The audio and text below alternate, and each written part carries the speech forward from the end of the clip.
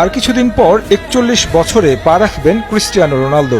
সবার মনে প্রশ্ন, আর কতদিন ফুটবল মাঠে দেখা যাবে পর্তুগিজ তারকাকে। বেশ কয়েকবার অবশ্য বিষয়টি নিয়ে কথা বলেছেন CR7, তবে খোলামেলাভাবে সময়টা জানাননি এই সুপারস্টার।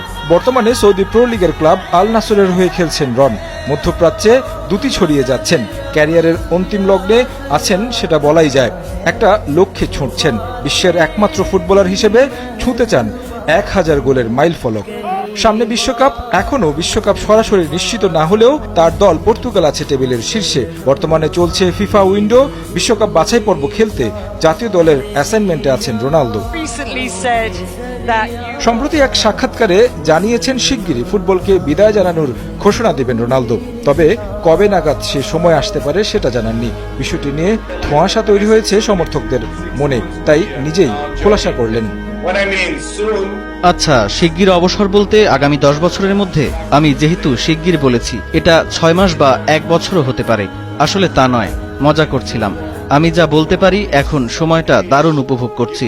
ফুটবলে একটা নির্দিষ্ট সময় আছে, একটা বয়সের পর আপনি চাইলেও খেলতে পারবেন না। যেমনটা আগে বলেছি, এই সময়টা আমি ভালোভাবে খেলতে পারছি। জাতীয় দল ও আল নাসরের হয়ে ভালো সময় কাটাচ্ছি। শিগগির বলতে হয়তো 1 থেকে 2 বছর আমাকে মাঠে দেখা যাবে। খুব বেশি দিন খেলা সম্ভব নয়। তবে কি এই বিশ্বকাপই শেষ বিশ্বকাপ হতে যাচ্ছে রোনালদোর জন্য? এ বিষয়েও খোলামেলা কথা বলেন CR7। অবশ্যই এই বিশ্বকাপ আমার ক্যারিয়ারের শেষ বিশ্বকাপ হবে, কারণ কিছুদিন পর আমার 41 বছর হবে। এখন সময়টা উপভোগ করলেও থামার একটা সময় আছে। 25 বছর ধরে এই খেলাটার সঙ্গে আছি।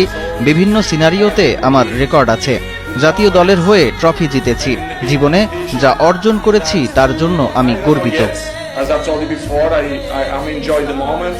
আসন্ন বিশ্বকাপে নিজের অধরা স্বপ্ন পূরণের আশায় আছেন রোনালদো।